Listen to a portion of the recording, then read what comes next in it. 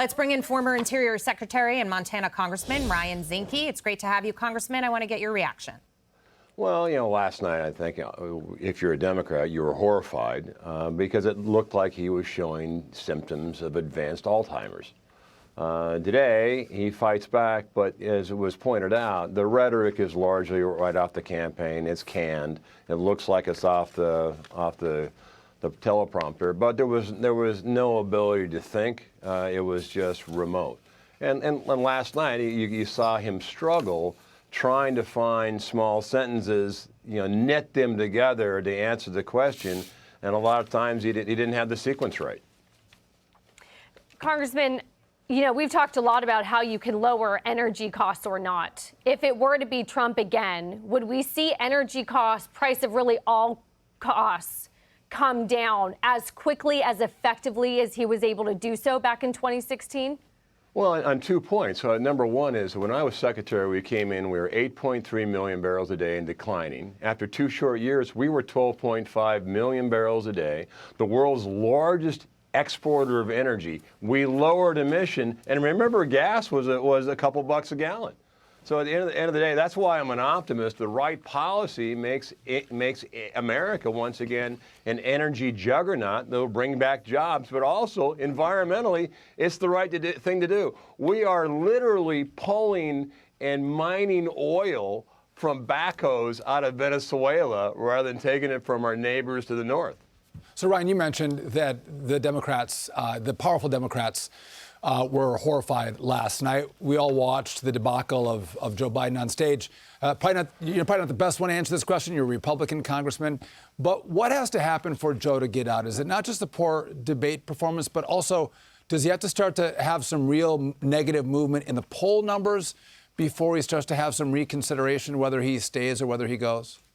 To your point, today it looked like he was back on the Joe repeating the same things he's repeated for 40 years. But it's different when he has to make decisions. I think they're in real trouble. I don't think today is going to be in recovery. And at the end of the day, I think the polling number is going to go further down. Look, he's got an approval of 39%. Now, I don't know who the 39% are that believe that Biden is doing a good job. They may not like Trump.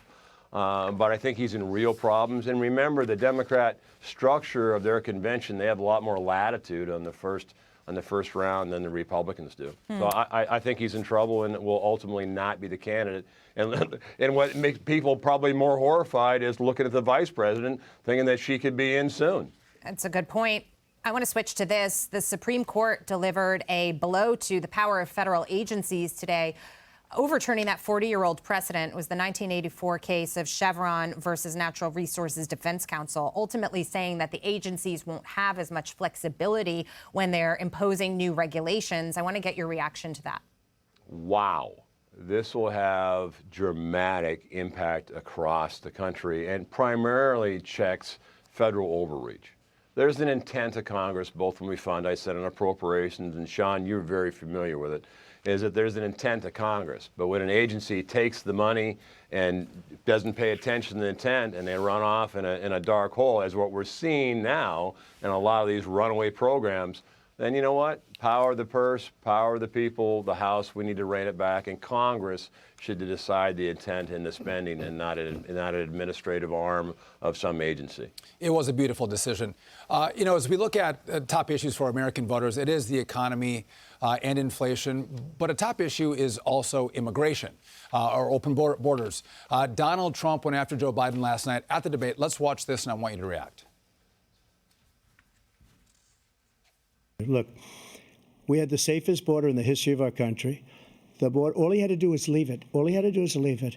He decided to open up our border, open up our country to people that are from prisons, people that are from mental institutions, insane asylum, terrorists.